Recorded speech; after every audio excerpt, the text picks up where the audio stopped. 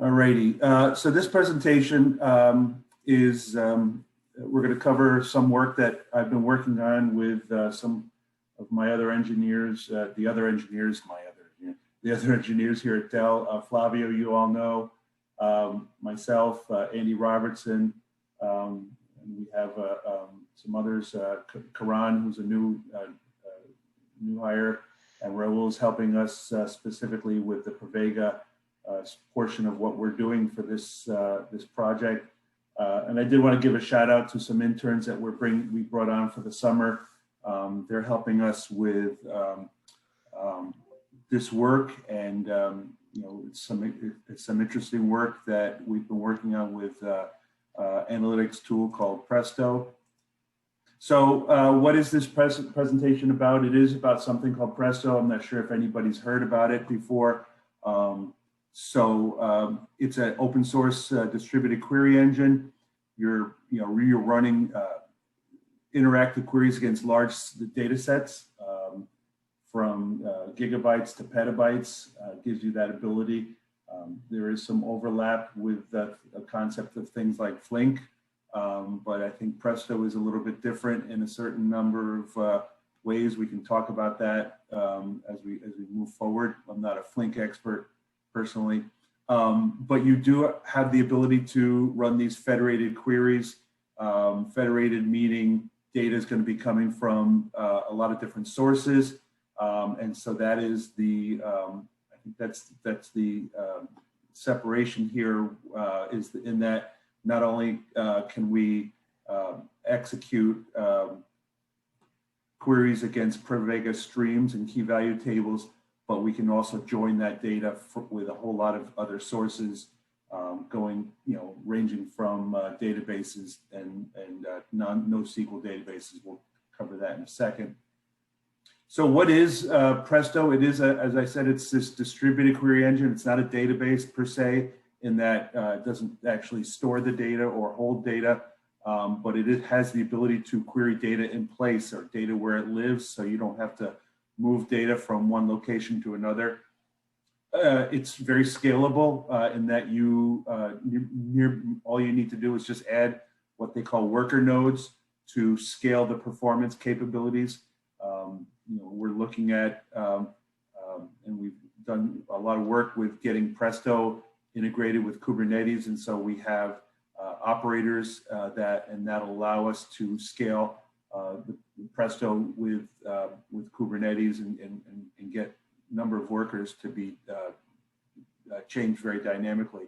We have Presto has this concept of a coordinator, who is the basically, as you would expect, it takes the queries and does a lot of work up front, and what it does is it actually breaks the queries down as much as possible and turns them into turns the workers loose on analyzing and retrieving the data, running through the queries, the SQL. I'm not a SQL expert. We've got a slide here that if you're a real SQL junkie, you can kind of really appreciate how the coordinator takes the queries and distributes and breaks it down. So it is an open source project, and it's actually, there are two camps. The first camp is something called PrestoDB. PrestoDB is the actual true open source project for Presto. PrestoDB is, we'll see later, is another slide, is run, managed by the Linux Foundation, but it does have the ability to, it is a true open source project. I already said that. Secondly, we have an organization called Trino, which is a enterprise version, or enterprise supported distribution of Presto. You can get free, get Trino free, but it also has support in terms of you pay into the Trino licensing, and you can get additional support and additional capabilities. So we have originally sourced ourselves to the PrestoDB camp, and we are looking at the ability to also run on the Trino version. So we want to make sure we want to see if we can run and support both versions of Presto. So a little bit more detail. Oops. Thank you. Why is Presto interesting? Well, it does run regular SQL, SQL, ANSI SQL, and it's very popular, and there are a lot of there's a lot of support for SQL. As I said before, there's a lot of data sources that you can attach Presto to. You can see the partial list on the side. You've got Spark, Hive is a very, very popular one. Hive is the is the database, the SQL-like database for Hadoop. Many customers run Hadoop. Many Dell customers, certainly with object data, they run that. But you can see the list and there's also a number of NoSQL databases as well, like Elasticsearch and MongoDB. So Presto calls these connectors. A connector, I think it was Brian, right, early on talked about the Pravega connector for Flink. And so it's a very common term here. And so Presto also calls them connectors. And so what we've done is we've added the ability, added a connector for Presto or for Pravega to read Pravega streams. We've talked about the scalability. The performance, things like performance are just bound by what you ask Presto to do, right? So if you're, if you scale very highly and you don't have the number of workers, you're gonna suffer the performance based on, based on what you've asked Presto to do. But again, the workers, many Presto shops have hundreds or thousands of workers, so typically they're scaled for that kind of performance. I mentioned who oversees Presto. It is run by a nonprofit group called the Presto Foundation. It's a governing. There's a governing board. You can see the organization of it. It's probably very typical for many governing boards that oversee open source kind of tech products. And the Linux Foundation is the governing, the auspices of the Linux Foundation. There's a lot of users of Presto. Facebook is where it originated from. I mentioned that earlier. They use it quite extensively. They have a large data warehouse, hundreds of petabytes that they use it for. Tens of thousands of queries, petabytes of storage, being searched every day.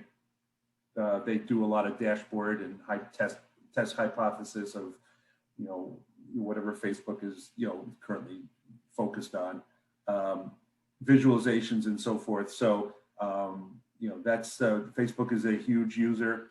A lot of batch stuff that runs by workflow management software, where they run things overnight and get the results and queries of the queries in the next day. And they're trying to get away from the legacy batch systems and specifically Hadoop. And so a lot of the problems that Facebook was having was around Hadoop and the Hive queries that, were taking just large amounts of time, and just they were not able to, get queries done in a satisfactory amount of a lot of time. If you're an AWS person, you've heard of Athena. Athena is essentially Presto underneath.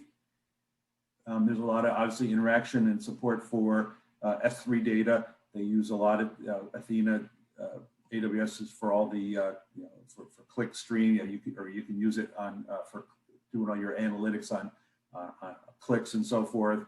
And an interesting thing here is that for schema management, and we'll talk a lot more about schema here in a few minutes, is done with AWS Glue, which is for that cataloging or schema management across all the services.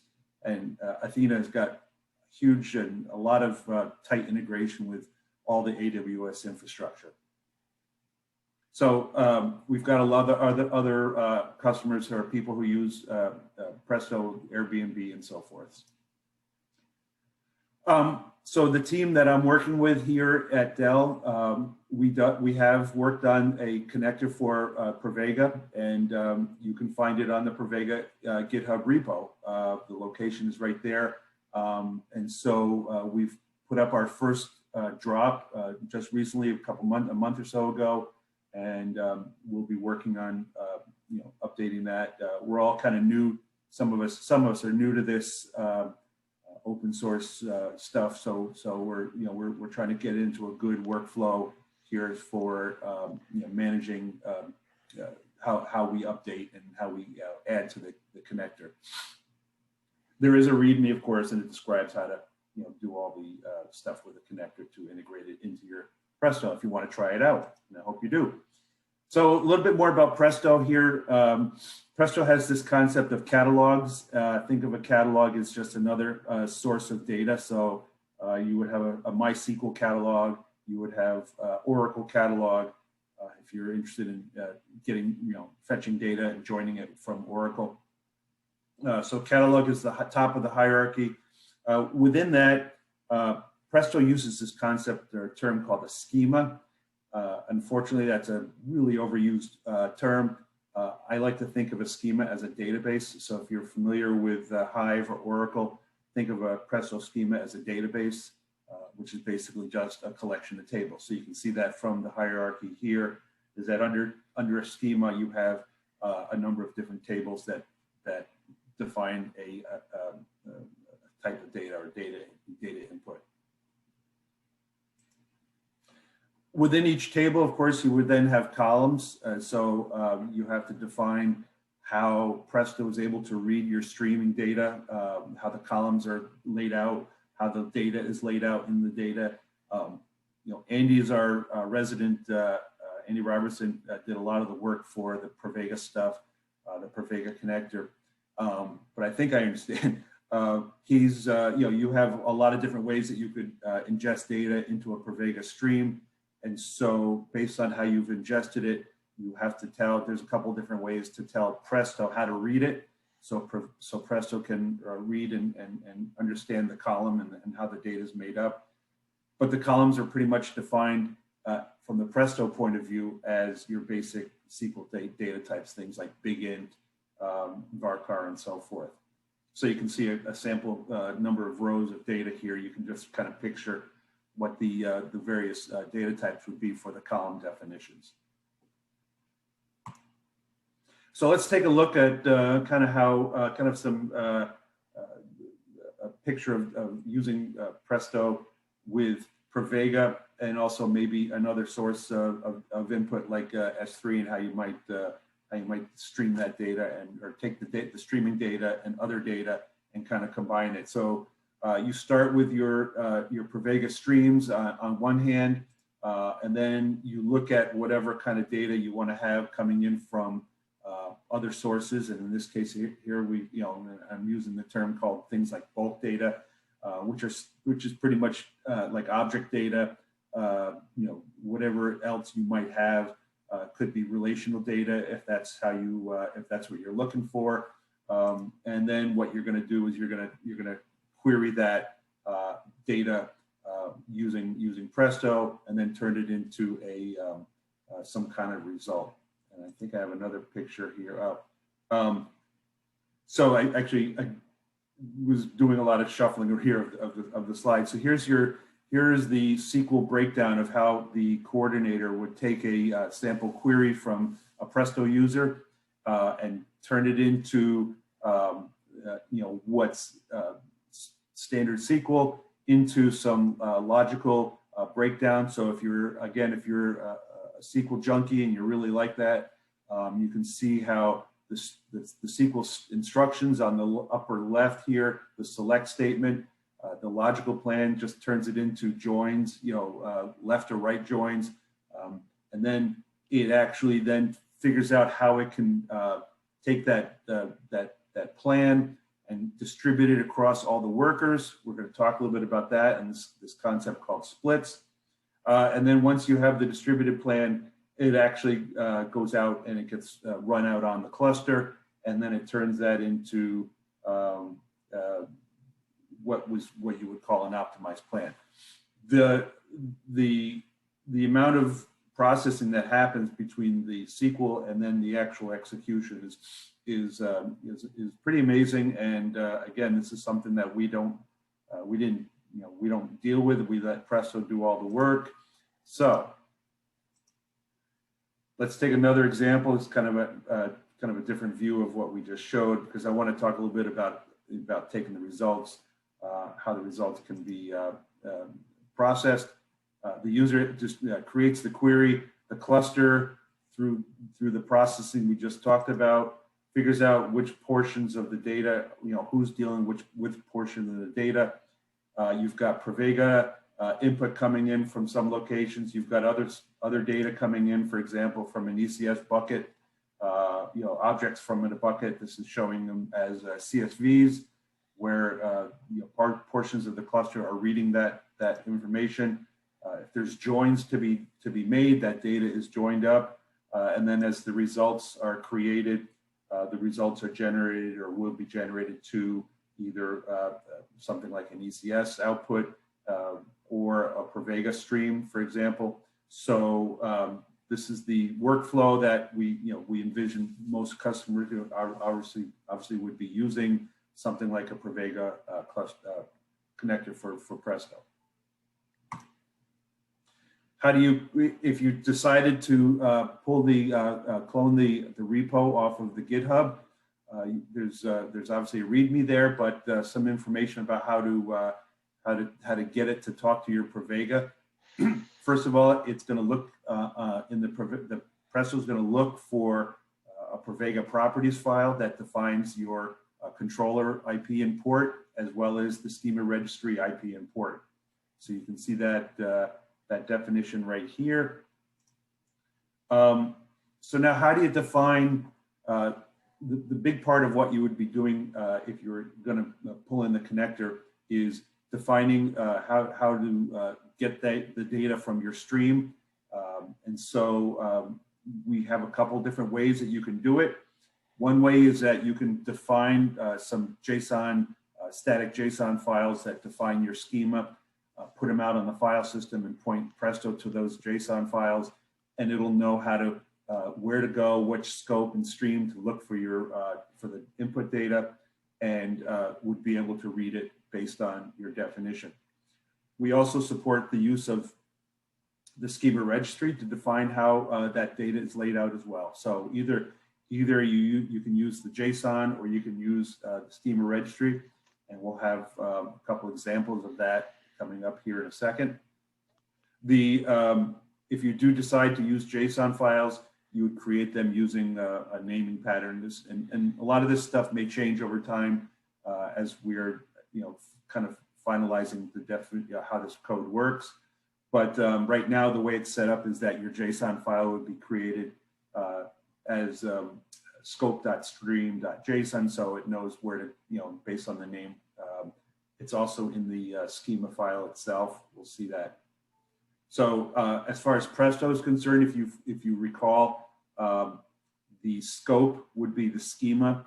Remember that in the hierarchy, the schema is just under the catalog, which is kind of defined as a database, and then the stream would be kind of loosely associated as the table, as the Presto table. Soon you'll be able to use Presto itself to create table definitions. You'll be able to say, create a new schema or create a new table, and you'll be able to define the table definition directly from Presto SQL. So that'll be coming down the road. Currently, the other two methods are what you got. So how does the JSON look? So something like if you wrote the Pravega stream using Avro records, you could, the events would be defined. First, you would define the JSON file accordingly. You can see it would, we have some COVID data in a demo that I want to show you here in a few minutes. But the scope would be the COVID data, the stream would be summary details, and then you can see in the event, it tells us that the format is an Avro format. And so we also would have then a Avro SC file, and you can see the schema definition for that particular table. So it's pretty straightforward. You know, you just have to obviously have a good understanding of what your input data is looking like. If you wanted to do it using Schema Registry, this is kind of post, this would be kind of these instructions here. You'd have to define a group, a Schema Registry group, and you could, you know, in this case here, we're listing the group. We can see COVID data summary details is actually the name of our group, but from the point of view of our actual schema itself, it may be a little hard to read, but if you've created schemas with Schema Registry, you know that the actual schema itself is base 64 encoded, so you can see that in the schema data definition. You can see the type here is a CSV, so we actually had pulled down some data that's in CSV format, so we basically just loaded the streams up with CSV data, and so we're indicating here accordingly. And you can see a different way to represent the schema here. If we decode the schema data that we just saw up here, you can see that it's pretty much the same thing. It's just you know, the same records are part of that schema. Let's talk a little bit about performance, or how Presto will perform with Pravega. Presto has this concept called splits. Splits are used by Presto to distribute the workload across the workers. So it's up to the connector to try to break it up as much as possible for performance reasons. So we currently have one split is created for every stream segment that it finds. Andy explained this to me. You can use stream cuts to actually scale it out a little bit more, and basically using a stream cut, you can have more streams, more splits per stream segment, if I understand it correctly, using stream cuts. We're looking at using watermarks to actually also improve the ability to do more parallel reads within the streams. And as we get down the road and do more work on this, we will be working on creating some more performance testing and verifying maximum performance that we can get out of this. So a little bit about the demo I'm going to show you. I think we should have just enough time to wrap it up by 1:30. As I said earlier, we have some interns that have come into our team for the summer. They're going to be using this code, and they're going to be creating some workflows as well as some other work that we have lined up for them. So this week we had rebuilt our Pravega cluster, and I leaned on the interns to get our data pulled into the Pravega streams. So it was a little bit of last minute processing and going on to create the schema, because it was new to them and it was new to me. Andy was out on paternity leave, so we had to kind of, it was a DIY kind of show. And the idea here is we have a good sized data set to start with this data. And we really just started today. I mean, as far as success in getting the data ingested. So I'm going to show you some of the abilities, but like I said, this literally just happened. This morning. When Andy got back, he kind of helped us figure out a lot of some of the things that we were doing wrong. So we've got some queries to run through, a very, very small subset of data. Hopefully, within a few weeks, we'll start to really build out the test data. We have some hardware-based clusters that we're going to be working on configuring. So that's it for the presentation. So what I want to do, or for the presentation, is I want to run through a handful of queries. And just to kind of show you the capabilities that we can do. And there we go. So what we have here is a 4-node Presto cluster. It's also sitting on top of the same 4 nodes that our Pravega is running on, as well as the Schema Registry. That's just how we've got it set up here. So what we do is we use a CLI, the Presto CLI, to talk to the Presto server, or the Presto coordinator, if you recall in the presentation. So we just indicate the IP and port for that particular server. And so now what we can do here is we can take a look at all the catalogs that we've got defined. And the catalogs, these are all SQL instructions. So we've got a Hive catalog, the Pravega catalog, catalog for S3, and some system catalogs. Now I can use the system catalog to do information query about Presto. I don't want to do that because we're coming up on the top of the bottom of the hour here. But what I can do is I can ask Pravega or Presto to show us all the schemas that are defined for a particular catalog. And so you can see here we've got the Presto catalog, the Pravega catalog rather, and we have a couple tables. Some of them are trial and errors from our trying to get the data ingested. But we're going to use the instructions here that Presto provides us, tell it to use a particular schema. So now we can say show tables, which is our basic SQL instruction. If I said it right. So summary details is the table that we're going to be working with here, and we can describe it. Yeah, hold on 1 second. All right, so here's your table definition. This is the data that we've pulled in from our repo, or the source of our Twitter data. This is essentially the first project we're going to be working on, is just basically be able to do some detailed analytics on this data, try to merge it and combine it with some other data sources to kind of refine it. We'll look to see at how we can present it and turn it into useful data. I know we've all seen a million Twitter or COVID-19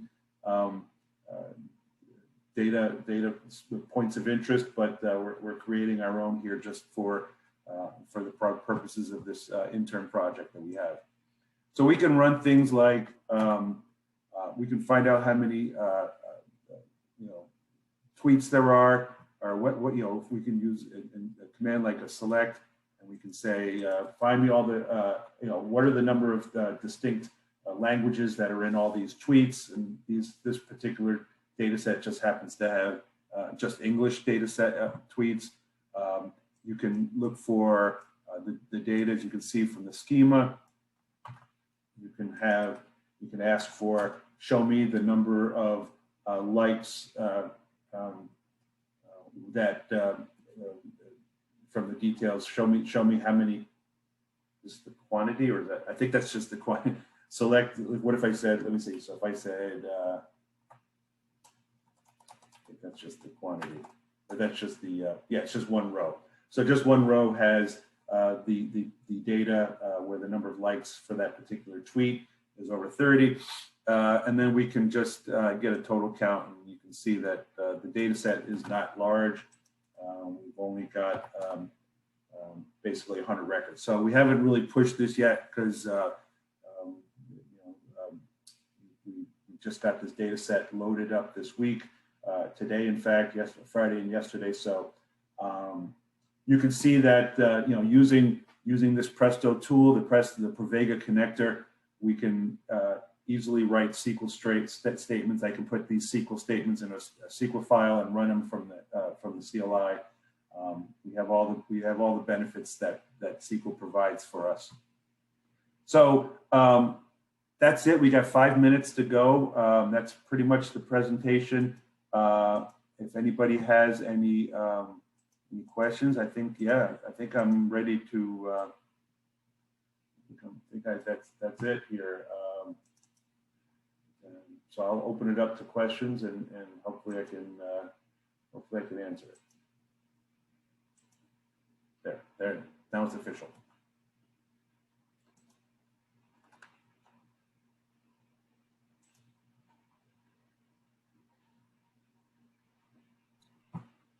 I guess I have a question. Sure. Does the Presto connector store indexes, or will it, or does it always full table scan the stream? How does that work, or what's the future? Yeah, there's no caching, right? It's not like it doesn't do a lot of the. I mean, as far as query optimization, like just hold on to a query because it might be used again. Is that kind of where you're going, Derek? Yeah, or I guess my question was more about like indexes versus full table scan. So, all right, so that we haven't, I don't think, I think right now, in terms of, what we're trying, and because this is relatively new, we haven't really worked on that kind of, any optimization yet. Just within the past couple months, this year mostly, we've gotten this working effectively and for the Pravega side, and so I don't think so, unless maybe Flavio's got some thoughts on that, or Andy, but no, I think we're really, that's part of where we're what we're trying to consider as we move forward is how to only read what needs to be read, essentially, right? And we're working on it. Cool. Yeah. So that's future work. Sounds good. Yep.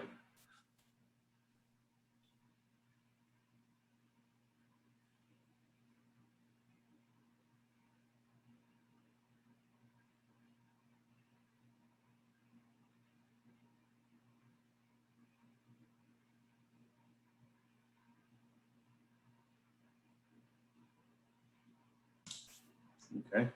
Any other questions? Don't be shy.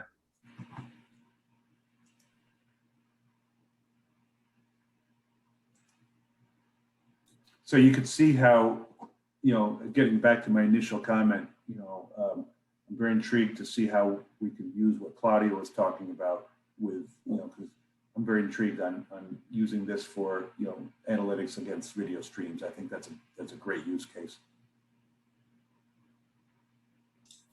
So that might that was only a big. That'd be exciting.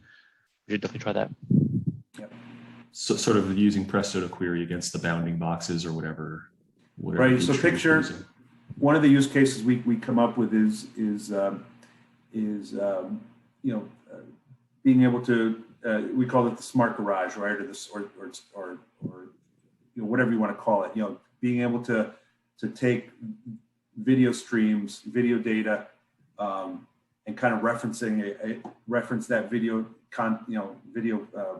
metadata against some other external source, like a database of cars, right? So if you have, car information in a database, and you're querying, like Claudio's demo here, where you take the stream and you see a car, and you want to trigger anytime a particular type of car comes in with particular plates or whatever that gets read, so you can do some billing or something like that. Querying the metadata, you're finding certain plate information or car information, and based on the video stream, and then you can do a query based on that. So I think it's cool. I think there's a lot of cool stuff. Yeah, I see. Like at a dealership service garage. Yeah, that's cool. Yeah. And as far as futures work, if anybody goes to our GitHub repo, you can see the issues that are there. That's we're still working on it, but there's a lot of stuff coming up. So, but if anybody tries it, do a clone and build it and see if you can run against your data. Love to see that.